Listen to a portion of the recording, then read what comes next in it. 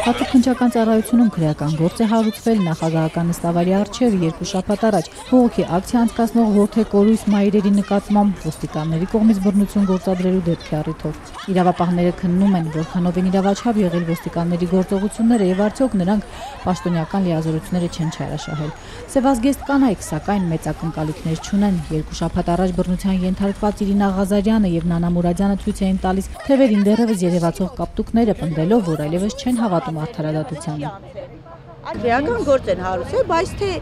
ինչքան է այսի օրինական, ինչքան կլինի ճիշտ, ինչքան գործընթացքի մեջ կգնա, թե կկոծկեն, ես այդ մնացածի մասին չգիտեմ։ Օրինակ ես հիմա ես հավատում եմ, որ իրանք ամեն ինչ կանեն, որ այս գործընթացքի չտան։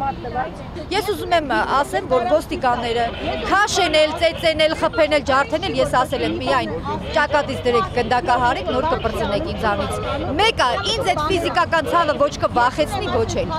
Հոգուս ցավը այնքան մեծ է, իմ երեխեն այսօր չկա, ես էլ ոչ մի բան չունեմ գործնելու։ Մայրերի թերահավատության պատճառներից մեկն էլ այն է, որ մինչ օրս ոչ հարցաքննվել են, ոչ էլ առերեսվել ոստիկանների հետ։ Հատուկ քննչական ծառայությունում ազատության հարցինի պատասխան այդպես էլ չհստակեցրեցին քրեական գործով անցնող 3 ոստիկանները ինչ կարգավիճակ ունեն, կասկածյալ են, թե արդեն մեղադրանքի առաջադրված։ Լրատվական ծառայությունից միայն փոխանցեցին, որ նախաքննություն է ընթանում։ Մինչդեռ Որդե կորույս մայրերը պնդում են, իրավապահների համար դժվար չէր հստակեցնելը հատկապես, երբ տեսագրություններ կան։ Նանա Մուրադյանն, ով իրավապահների կողմից արդեն 2-րդ անգամ է բռնության ենթարկվում, նախագահ Սերժ Սարգսյանին հանդիպելու ակնկալիքով նստավայրի առջև ցույց անցկացնելու համար ասում է, քննիչը նախաքննության հենց սկզբից բոլոր փաստերը հաշվի չի առել։ Ըստ նրանց միջադեպի օրը բռնության են ենթարկվել ոչ թե 2, այլ 5 Որդե կորույս ծնողներ։ Մի խոսքով ես հասկացա, որ 2-ից մասով է, բայց այստեղ եղել են 5 ծնող, որոնց բռնի ուժով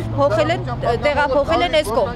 Հա, ինձ ու տիկին Իրինային են քաշ տալով, ահավոր ձևով քաշ տալով, բոլորդ երևի կադրերը տեսել եք։ Ահավոր ձևով քաշ տալով մեզ են բերել, բայց բոլորից 5 ծնողից բռնի ուժով բերել են անցկացրել են այս կողմ։ Տիկին Անահիտը վատը զգաց իրան այնտեղ ոստիկանությունում գնացել ենք հայտարարություն ենք տալիս հանցագործության մասին, մեզ 4 ժամ ու կես քաշ է տվել, այս սենյակը նստեք, մի քիչ սպասեք, այս սենյակը նստեք, մի քիչ, քանի կաբինետ փոխեցին, մեզ սպասեցնել են տալիս, ասում ենք, մենք եկել ենք հանցագործության մասին հայտարարություն տանք, ընդունում եք, չէ, թողեք գնանք։ Բանակում խաղաղ պայմաններում որդի կորցրած Անահիտ Մկրտչյանին զայրացրել է հատուկ քննչականի որոշումը, պնդում է, որ ոստիկաններն իրեն եւս բռնի ուժով տեղափոխել են դիմացի մայր։ Նրա այդ կատարվածի մասին սակայն քրեական այս գործում նշված չէ։ Իմ այս հայտարարությունը ընդունեն հայտարարություն հանցագործության մասին, որ մայիսի 13-ին այդ նույն բռնությանը ես եմ ենթարկվել, գնացել եմ ոստիկանություն հայտարարություն տալու, բայց ինձ այնքան այնտեղ